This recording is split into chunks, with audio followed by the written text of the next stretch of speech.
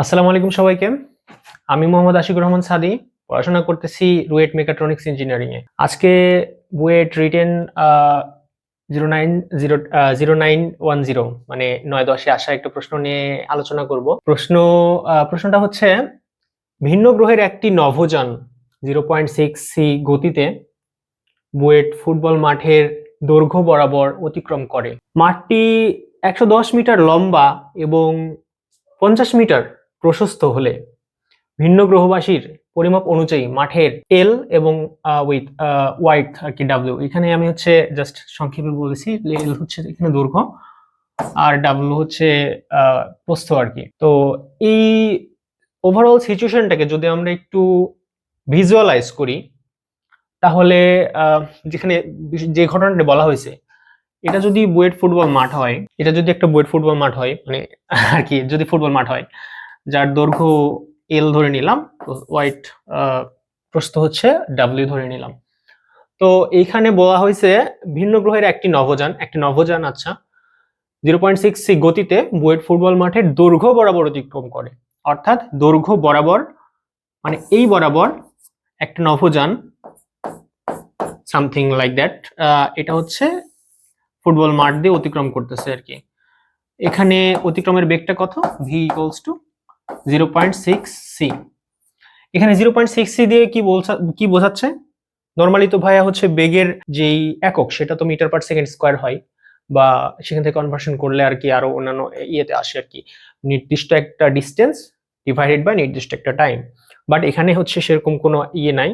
এখানে সি হচ্ছে আলোর বেগ আমরা জানি সবসময় কনস্ট্যান্ট থাকে, এবং এখানে আলোর বেগের সাথে এই বেগটাকে তুলনা করে একটা আপেক্ষিক বেগ বলা যায় আর কি দেওয়া হয়েছে। আলোর বেগের সাথে তুলনা করে এভাবে লেখা হয়েছে আর কি 0.6 সি। এটা হচ্ছে আমাদের মিটার পার সেকেন্ড স্কয়ার অবশ্যই। হ্যাঁ, তো এখন কথা হচ্ছে এখান থেকে আমাদের চাইছে হচ্ছে ভিন্ন গ্রহবাসীর পরিমাপ অনুযায়ী, মানে এই নভোযানে যেই ভিন্ন গ্রহবাসী এলিয়েন আর কি যাদের বলি আর কি, তারা যারা আছে তাদের পরিমাপ অনুযায়ী এই মাঠটার দৈর্ঘ্য এবং প্রস্থ আমাদের বের করতে হবে। প্রথম কথা, আমরা হচ্ছে বিশেষ সাপেক্ষিকতা অনুযায়ী জানি কোন একটা বস্তু যদি গতিতে থাকে সেই বস্তুর জন্য আমরা নর্মালি দৈর্ঘ্য লেংথ কন্ট্রাকশন বা দৈর্ঘ্য সংকোচন হতে দেখি। সো এই ক্ষেত্রে আমাদের হচ্ছে তাহলে কি হবে? এই ক্ষেত্রে হচ্ছে এই নভোযানটা যেহেতু গতিতে আছে, এবং কত গতিতে আছে? এই মাঠটার সাপেক্ষে 0.6 মিটার পার সেকেন্ড। ওকে, এক্ষেত্রে আমরা হচ্ছে দৈর্ঘ্য বের করব। এল ইকুয়ালস টু এল রিলেটিভ অবশ্যই, কারণ এখানে চাইছে এর সাপেক্ষে, মানে গতিতে যে বস্তুটা আছে সেই বস্তুর সাপেক্ষে আমাদের হচ্ছে স্থির বস্তুর আর কি গতি বের করতে হবে। সো গতি বলতেছি, দৈর্ঘ্য বের করতে হবে। সো এখানে L relative equals to L not into √1 minus V square divided by C square. Okay, এখানে হচ্ছে আমরা যদি এল নটটা, এখানে হচ্ছে মাঠটি 110 মিটার লম্বা, সো এখানে আমাদের বলা আছে L not 110 110 √1 minus 0.6 C square divided by C square. So এখান থেকে ক্যালকুলেশন করে যেটা আসবে আর কি, সেটাই আমাদের এইখান থেকে প্রাপ্ত এই এলিয়েন সাপেক্ষে যে এলিয়েনটা বুয়েট মাঠের দৈর্ঘ্য বরাবর যেই লেন্থটা পাবে সেইটা। ওকে, এখান থেকে যদি আমরা দেখি তাহলে নিশ্চয়ই দেখো এখানে এটা হচ্ছে আমাদের আগের দৈর্ঘ্য, এবং এই ভ্যালুটা যদি ক্যালকুলেট করো তাহলে এক একটা ছোট একটা ভ্যালু আসবে। আমাদের মেইন কনসার্ন আসলে হওয়া উচিত ভ্যালু কত সেটা না, আমাদের কনসার্ন দেখো এখানে এই ভ্যালুটা কিন্তু একের চেয়ে ছোট আসবে। সো এটাতে একের চেয়ে ছোট একটা সংখ্যা দিয়ে যদি এই সংখ্যাটাকে গুণ করা হয় তাহলে এই সংখ্যাটার ভ্যালুটা কমে যাবে। সো আমাদের কনসার্নটা হচ্ছে এই এল রিলেটিভটা কিন্তু হচ্ছে তোমার এই এল নট বা আগের যে বেগ, আগের যে দৈর্ঘ্য সেইটার তুলনায় কম আসতেছে।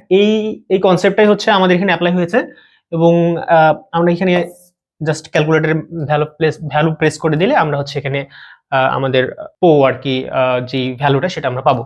আচ্ছা, এখন আরেকটা কথা হচ্ছে যে আরেকটা কথা বলছে গ্রহবাসীর পরিমাপ অনুযায়ী মাঠের প্রস্থ। ওকে, সো মাঠের প্রস্থ আছে এই বরাবর, তাই না?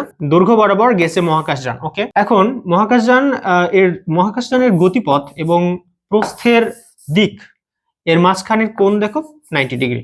নর্মালি চিন্তা করলে আর কি। মহাকাশযান তো এদিকে যাচ্ছে, মাঠের প্রস্থ এদিক বরাবর। মহাকাশযানের গতি বরাবর মাঠের প্রস্থের মানে মাঠের প্রস্থ বরাবর মহাকাশযানের গতির কোনো অংশ এখানে নাই, কিন্তু মহাকাশযানের গতি বরাবর মহাকাশযানের গতির যে ফুল অংশটা মানে বেগটা, সেটা হচ্ছে মাঠের দৈর্ঘ্য বরাবর কাজ করতেছে, বাট প্রস্থ বরাবর কাজ করতেছে না। সো এখানে হচ্ছে প্রস্থ বরাবর কার্যকরী কোনো বেগ নাই, এখানে প্রস্থ বরাবর কার্যকরী কোনো বেগ নাই। প্রস্থ বরাবর কার্যকরী কোনো বেগ না থাকার কারণে এই প্রস্থের সাপেক্ষে তোমার মহাকাশযানের যে গতি, সেই গতিটা হচ্ছে তোমার জিরো। মানে মহাকাশযানের গতি একটা নির্দিষ্ট আছে, বাট এই গতির কোনো উপাংশ প্রস্থের দিকে কোনো ভূমিকা রাখতেছে না।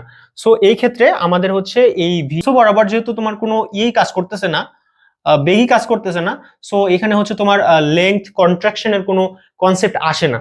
হ্যাঁ, এখানে তোমার লেংথ কন্ট্রাকশনের কোনো কনসেপ্ট আসে না। সো এখানে তোমার ভিটা যদি জিরো হয়ে যায় তাহলে তোমার এখানে আলটিমেট ভ্যালু পাবা 1, এবং এই 1টা তোমার হচ্ছে এল এর সাথে গুণ হয়ে 1 থাকবে। সো তোমার ডাব্লু হবে আগের W0, সো এখানে হচ্ছে তোমার 50 মিটার। আর এল রিলেটিভটা তোমার হচ্ছে ক্যালকুলেটর ভ্যালু প্রেস করে আমাকে কমেন্ট সেকশনে জানাবো আর কি। আজকের জন্য এতটুকুই, ধন্যবাদ।